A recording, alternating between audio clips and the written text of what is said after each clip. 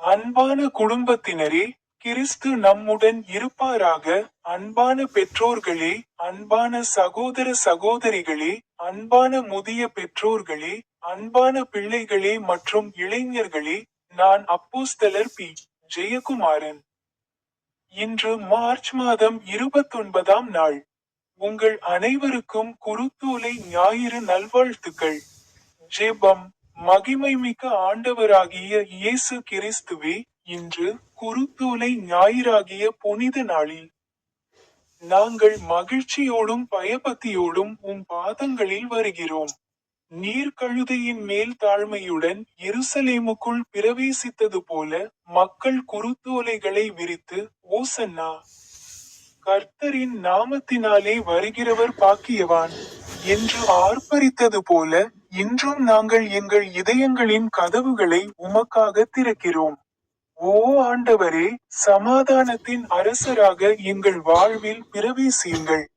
அமைதியின்மை இருக்கும் இடத்தில் சமாதானத்தை தாரும், துக்கம் இருக்கும் இடத்தில் ஆறுதலை தாரும், பாவம் இருக்கும் இடத்தில் மன்னிப்பையும் புதிய வாழ்வையும் தாரும். நீர் காட்டிய அதே தாழ்மையை எங்களுக்கு கற்றுக்கொடும். சேவை மனப்பான்மையுள்ள உள்ளத்தை எங்களுக்கு தாரும், அப்பொழுது நாங்கள் பிறருக்கு அன்புக்கும் இரக்கத்திற்கும் கருவிகளாக இருப்போம். இந்த திருவாரத்தில் உமது பாடுகள், உமது சிலுவை மற்றும் உமது உயிர்த்தெழுதல் ஆகியவற்றின் இரகசியத்தை ஆழமாக புரிந்து கொள்ளும் அருளை எங்களுக்கு தாரும். எங்கள் குடும்பங்களையும் திருச்சபையையும் சமூகத்தையும் உமது அருளாலும் ஆசீர்வாதத்தாலும் நிரப்பும். எங்கள் இல்லங்களில் சமாதானமும், எங்கள் இதயங்களில் விசுவாசமும், எங்கள் குரல்களில் உமது துதியும் நிலவட்டும். ஓசன்னா. ஆண்டவரே, எங்களை காப்பாற்றி வழிநடத்தும். உமது திருநாமத்தில் இதை வேண்டுகிறோம். ஆமென். முதல் திருவிவிலிய வசனத்தை சொல்லுங்கள். புனித யோவான் நற்செய்தி அதிகாரம் 12 வசனம் 13. அவர்கள் பனை ஓலைகளை எடுத்துக்கொண்டு, ஓசன்னா, ஆண்டவரின் நாமத்தில் வருகிற இஸ்ரவேலின் அரசர் ஆசீர்வதிக்கப்பட்டவர் என்று ஆர்ப்பரித்து அவரை சந்திக்க புறப்பட்டு போனார்கள். பொருள். இது இயேசுவை அரசராக வரவேற்பதை குறிக்கிறது. ஓசன்னா என்பதன் பொருள், எங்களை காப்பாற்றும். சொற்றொடர். ஆண்டவரே, நீர் எங்கள் இரட்சகர்.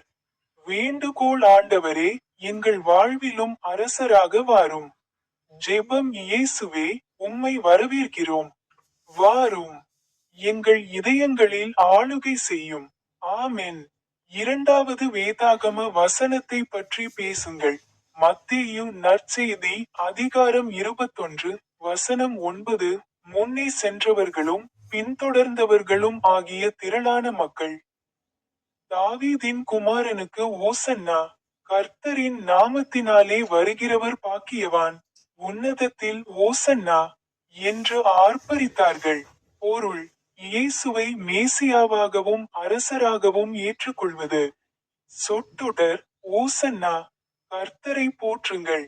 வேண்டுகோள். ஆண்டவரே, உம்மை உண்மையான இதயத்துடன் கனப்படுத்த எங்களுக்கு கற்றுக்கொடும்.